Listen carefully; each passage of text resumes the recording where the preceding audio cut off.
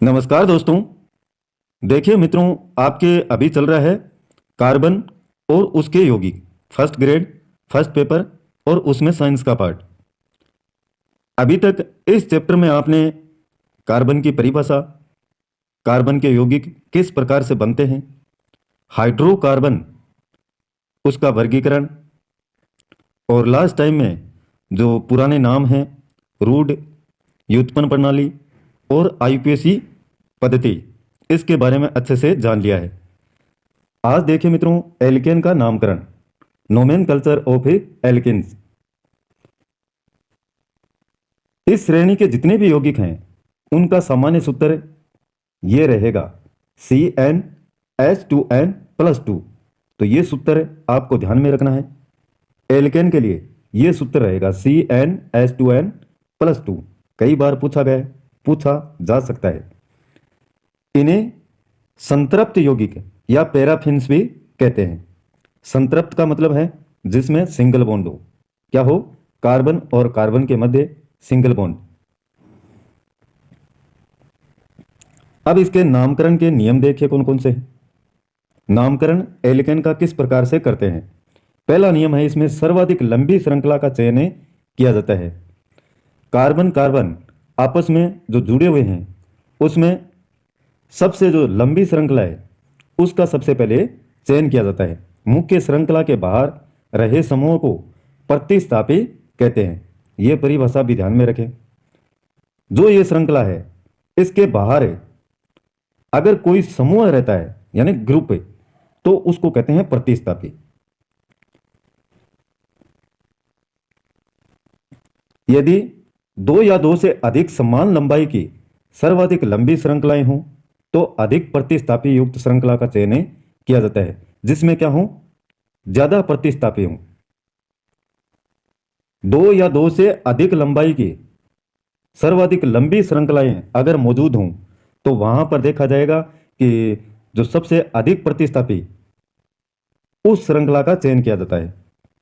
नाम लिखते समय प्रतिस्थापियों का नाम सबसे पहले लिखा जाता है और उनके पूर्व लगन का प्रयोग करते हुए अंग्रेजी वर्णमाला के क्रम में लिखते हैं। आगे उदाहरण भी है, उनको देखेंगे आप अच्छे से।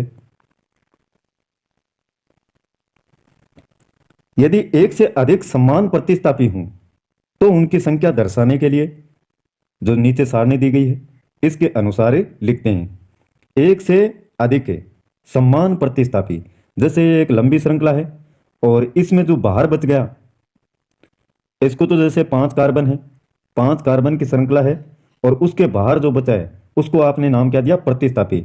लेकिन यहां पर एक से अधिक हैं, अगर संख्या इनकी ज्यादा है तो इस सारणी के अनुसार उनको लिखते हैं।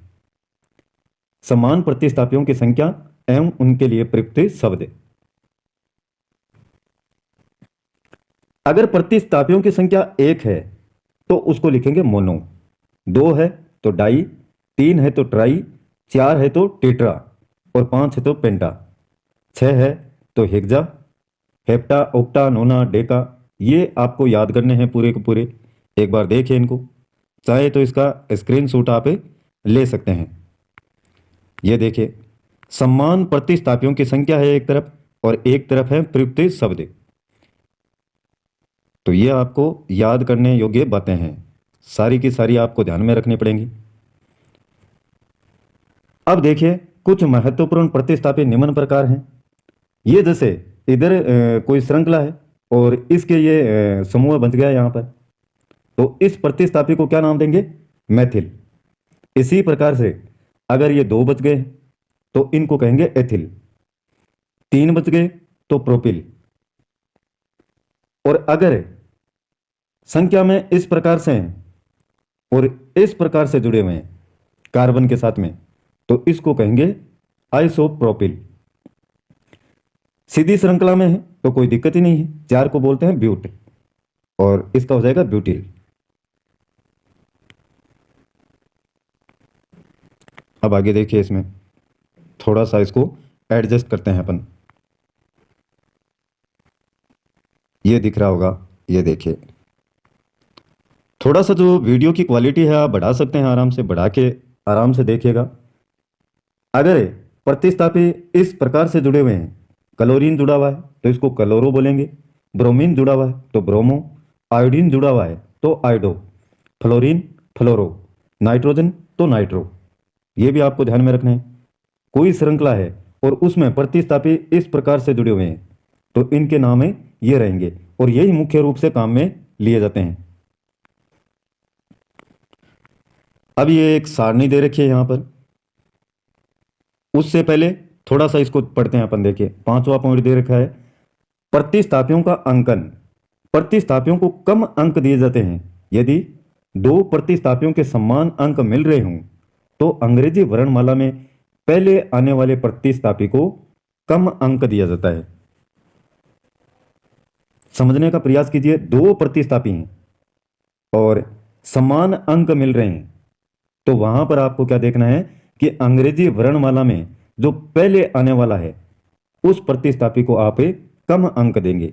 नाम लिखते समय अंकों के मध्य कोमा यानी ये लिख रखा है देखिए, तथा अंक व नाम के मध्य हाइपन डेस का इस प्रकार से प्रयोग करते हैं, इसको बोलते हैं हाइपन। अब यहां से समझेंगे देखिए अपन जो पूरी बातें ऊपर बताई गई हैं। कार्बन की संख्या यहां पर है एक, कितनी? एक, और इसका सूत्र हो जाएगा CH4। क्यों? क्योंकि कार्बन की जो संरचना है वो है समचतुष्फलकीय, यानी 4 के साथ में यह संयोग करता है। एक सिंगल बॉन्ड में 2 इलेक्ट्रॉन होते हैं, कितने? 2। 4 के साथ में संयोग किया तो कितने हो गए? 8 इलेक्ट्रॉन, और 8 इलेक्ट्रॉन से वह अपना अष्टक पूर्ण कर लेगा। संरचना जो सूत्र है CH4 का वो इस प्रकार से बन जाएगा। कार्बन हाइड्रोजन के 4 परमाणुओं के पास साथ में संयोग करता है और इस प्रकार की स्ट्रक्चर है वो बना लेता है।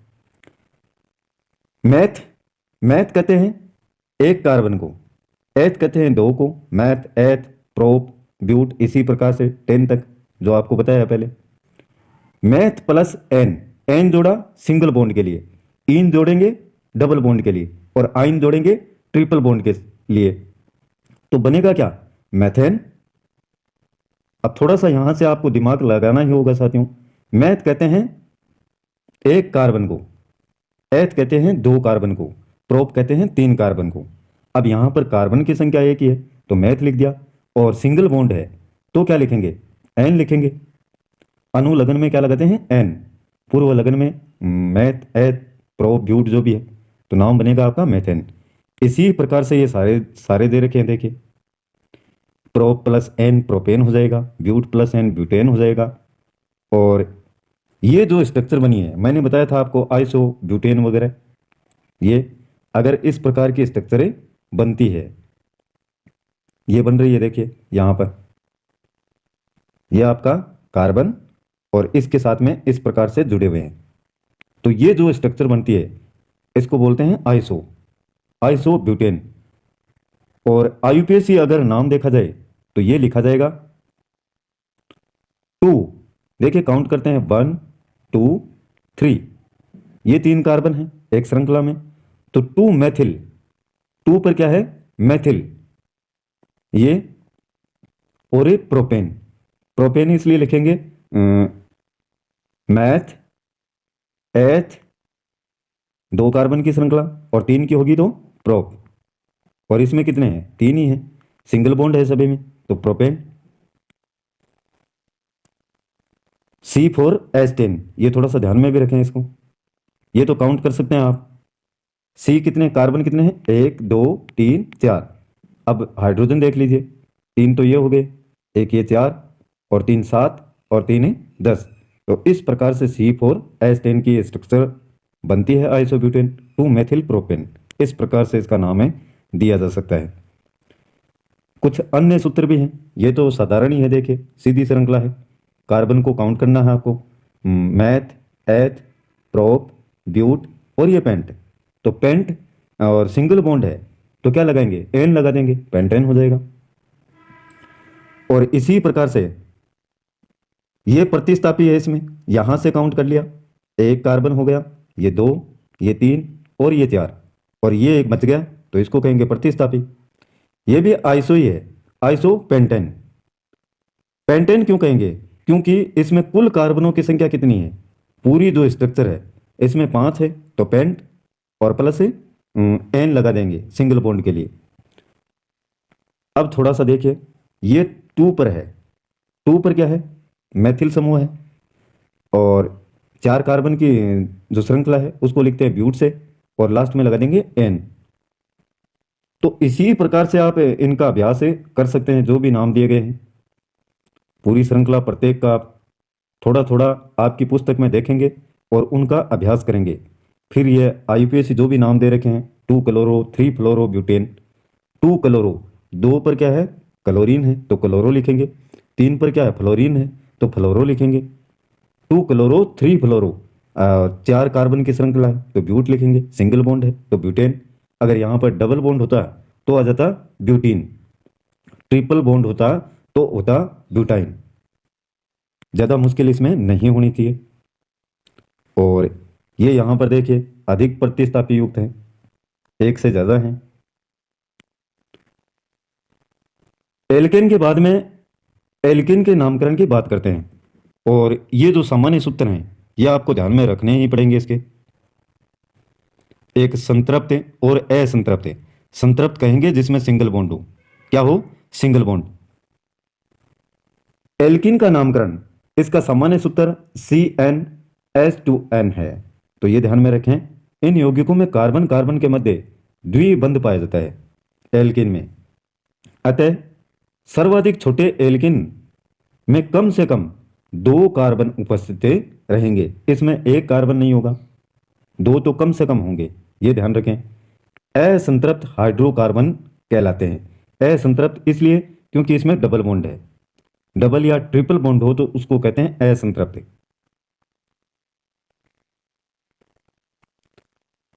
ये यौगिक ब्रोमीन जल से अभिक्रिया करके तेलीय द्रव्य बना लेते हैं, और इन्हें कहते हैं ओल्फिन्स। जो ये यौगिक हैं एल्किन के, ये ब्रोमीन Br और जल H2O, इनसे अभिक्रिया करके क्या बनाते हैं? एक तेलीय द्रव्य लिक्विड बनाते हैं, ऑयली लिक्विड। तो उसको कहते हैं ओलिफिन्स। अनुलग्न में ईन होता है, जैसे एल्केन में एन लगाया अपन ने, उसी प्रकार से अनुलग्न में यहां क्या लगाएंगे? इन। एल्केन की जगह हो जाएगा एल्किन। नामकरण देखिए कैसे करते हैं, ये नियम है कुछ इसके। कार्बन की द्विबंध युक्त सबसे लंबी श्रृंखला का चयन किया जाता है, और इसी को कहते हैं मुख्य श्रृंखला। मुख्य कार्बन श्रृंखला का जो अंकन है यानी नंबरिंग, उस दिशा से करते हैं जिधर से द्विबंध को कम अंक मिले। प्रत्येक पॉइंट को ध्यान में रखना है। सबसे पहले तो लंबी श्रृंखला का चयन आपके लिए किया जाएगा, जो कार्बन की द्विबंध युक्त श्रृंखला है। उसके बाद में नंबरिंग की जो दिशा है वो ज्ञात करते हैं, जिधर से द्विबंध को कम अंक मिलते हैं। अन्य नियम एल्केन के नामकरण के अनुसार ही होते हैं। देखिए ये कुछ उदाहरण हैं। एक कार्बन को आप बोलते हैं मैथ, लेकिन यहां पर तो कम से कम कितने होंगे? 2 कार्बन। तो मैथ के बाद में क्या आता है? एथ। यहां पर अनुलग्न में अपन क्या लगाएंगे? इन। 2 कार्बन है, बीच में क्या है? डबल बॉन्ड, तो एथ।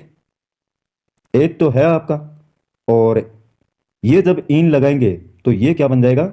एथिलीन। एथ प्लस इन एथिलीन। ये देखिए यहां पर पूरा बताया भी है। इसी प्रकार से 3 कार्बन है, तो 3 कार्बन को बोलेंगे प्रोप, और प्लस इन लगा देंगे तो प्रोपीन हो जाएगा।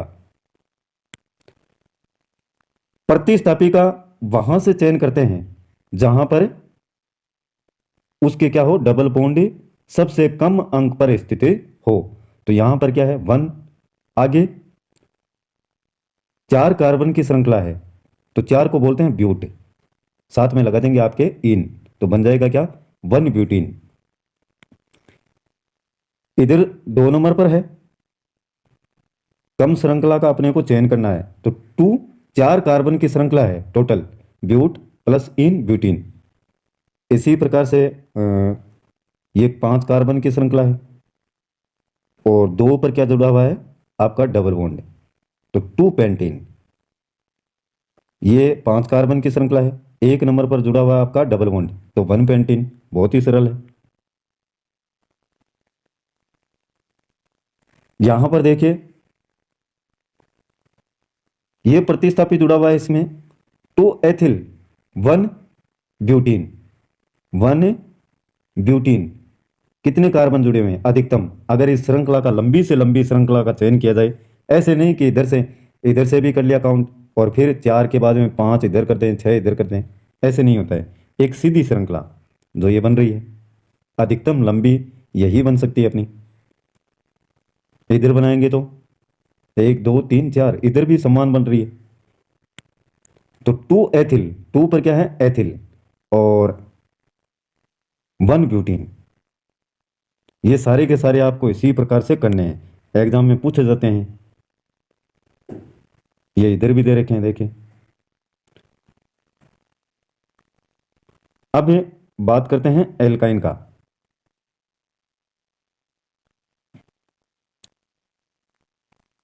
यदि एक से अधिक द्विबंध उपस्थित हों तो उनकी संख्या के लिए डाई, ट्राई इत्यादि का प्रयोग भी करते हैं, और सिंगल हो तो उसके लिए मोनो का प्रयोग करते हैं, लेकिन यहां पर तो सिंगल होगा ही नहीं। कम से कम 2 कार्बन तो आप यहां पर आपको देखने को ही मिलेंगे। इसका नामकरण देखिए, 1 3, 1 और 3, 2 बार डबल बॉन्ड है, यहां पर भी है। तो एक तो है 1 पर और एक है 3 पर। ब्यूटा यानी पूरे कार्बन की श्रृंखला है 4, तो ब्यूट बोलेंगे इसको, ब्यूटा। और डाई, डाई यानी द्विबंध की कितनी संख्या है, 2 है, तो डाई लिख देंगे। और लास्ट में जो अनुलग्न है वो लगाएंगे इन, तो ये नामकरण इसका हो जाएगा 1 3 ब्यूटा डाई इन। अब बात करते हैं एल्काइन का नामकरण। इसका जो सामान्य सूत्र है अच्छे से ध्यान में रखें, CnS2n-2। इसको भी असंतृप्त हाइड्रोकार्बन है वो ही कहा जाता है। जिसमें डबल बॉन्ड और ट्रिपल बॉन्ड आते हैं उसको असंतृप्त, और जिसमें सिंगल बॉन्ड आता है उसको कहते हैं संतृप्त। इन यौगिकों में कार्बन कार्बन के मध्य त्रिबंध पाया जाता है, और इस श्रेणी का लघुत्तम सदस्य भी 2 कार्बन का होता है, जैसे आपके एल्किन में होता है उसी प्रकार से एल्काइन में भी कम से कम तो 2 कार्बन आपस में जुड़े हुए होंगे। और अनुलग्न में आयन लगाते हैं। नियम देखिए इसके क्या हैं, रूल्स ऑफ नोमेनकल्चर, किसके, एल्काइन के। कार्बन की त्रिबंध युक्त सबसे लंबी श्रृंखला का चयन किया जाता है और इसी को मुख्य श्रृंखला कहते हैं। मुख्य कार्बन श्रृंखला का जो अंकन है, नंबरिंग, उस छोर से करते हैं जिधर से त्रिबंध को कम अंक मिले, और एल्किन में अपन ने बात की थी जहां पर द्विबंध को कम अंक मिले, वही बात यहां पर है। यदि श्रृंखला में एक से अधिक त्रिबंध हों तो उनके लिए वही लगाएंगे, जैसे एल्किन में लगाया डाई ट्राई, 2 हैं तो 2 के लिए ट्राई डाई, और 3 के लिए ट्राई इत्यादि शब्दों का प्रयोग उनकी संख्या को दर्शाने के लिए करते हैं। और ये देखिए अधिकतम 2 कार्बन है, अष्टक भी पूरा हो रहा है। 6 जो इलेक्ट्रॉन हैं, इन 3 जो बॉन्ड हैं, एक बॉन्ड में 2 इलेक्ट्रॉन होते हैं, तो 3 में कितने हो गए आपके, 6 हो गए। और एक इलेक्ट्रॉन ये और एक इलेक्ट्रॉन इसमें, तो टोटल कितने हो गए, 8। एथ प्लस आयन, 2 कार्बन हैं उसको लिखते हैं एथ से, और अनुलग्न में लगा दिया आयन, तो बन गया क्या, एथाइन। 3 कार्बन की श्रृंखला है तो इसको लिखेंगे प्रोप आयन प्रोपाइन। अब ये देख लीजिए, 1 नंबर पर आपका है जो ट्रिपल बॉन्ड लगा हुआ है, तो काउंट करेंगे 1, 4 कार्बन के अधिकतम श्रृंखला है ये, तो लिखेंगे ब्यूट, प्लस लगा देंगे आयन, 1 ब्यूटा आयन। इसी प्रकार से यहां पर है 2 पर है तो 2 ब्यूटाइन। ये सारे के सारे, ये एक प्रतिस्थापी जुड़ा हुआ है इसमें, CH3 मैथिल कितने नंबर पर जुड़ा हुआ है, 4 नंबर पर, तो 4 मैथिल टू पर आपका ट्रिपल बॉन्ड जुड़ा हुआ है, तो टू पेंट। सबसे लंबी श्रृंखला कितनी कार्बन की है? 5 की।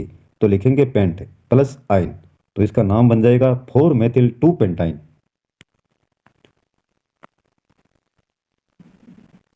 बहुत ही आसान है, ज़्यादा मुश्किल नहीं है, थोड़ा सा ध्यान दिया जाए तो आराम से आप इसको कर पाएंगे। और ये कुछ इसके उदाहरण और दे रखे हैं। और इसके बाद में बहुत ही महत्वपूर्ण टॉपिक रहेगा आपका कार्बन के अपरूप, ये पढ़ेंगे कल। इसमें से लास्ट टाइम में एग्जाम में क्वेश्चन आए हुए हैं। फुलरीन है, हीरा है, ग्रेफाइट है, इनको अच्छे से अपन पढ़ेंगे अगले वीडियो में। आज का वीडियो अगर जरा सा भी पसंद आए तो लाइक कीजिएगा, अपने मित्रों के साथ में शेयर करें, और चैनल को सब्सक्राइब नहीं किया है तो वो ज़रूर कर लें, जिससे आपके मोबाइल की होम स्क्रीन पर आपको लगातार नोटिफिकेशन मिलते रहें। आज के लिए बस इतना ही मित्रों, कल फिर मिलते हैं एक नए वीडियो, नए टॉपिक और नई जानकारी के साथ में। तब तक के लिए जय हिंद, जय भारत।